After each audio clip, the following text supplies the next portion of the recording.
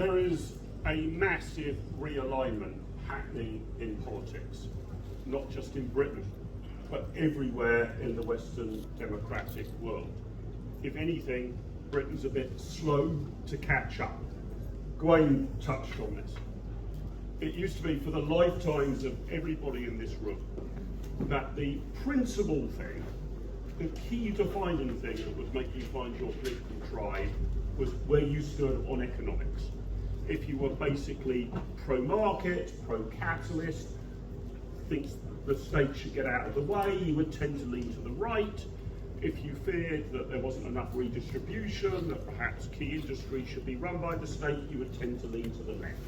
This was true of Conservatives versus Labour, Republicans versus Democrats in America, Gaullists versus Socialists in France, Christian Democrats versus Social Democrats in Germany. The principal dividing line was where you stood on economics. There was a secondary dividing line, which is about where you stood on personal freedom. Were you okay with gay marriage? Were you a hang 'em and flog 'em type? That would be the secondary line. But you found your tribe on economics. This has changed.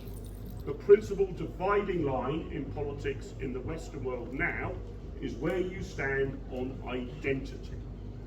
Are you very proud to be an American and you want to make America great again? You're a Trump voter. Are you more of an internationalist that believes America should be part of a jigsaw on the world stage? You're more likely a Democrat. This is the big split. Are you a Brexiteer or a Remainer?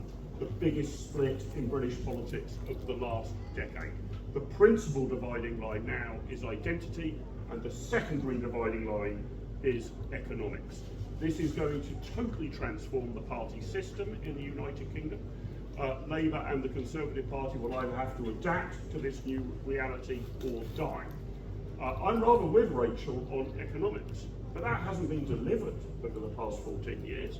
We haven't lived through 15 years of neoliberalism, of low taxes, less regulation and less government spending. We have had higher taxes, to the highest in peacetime, the greatest public spending that the UK has ever seen, and the most regulation we've ever seen. So we've had a left-wing economic landscape here and in most of Europe and indeed in the States. And we can argue about that, but it will be a secondary phenomenon. The biggest dividing line in politics now is identity. Thank you very much, Mark.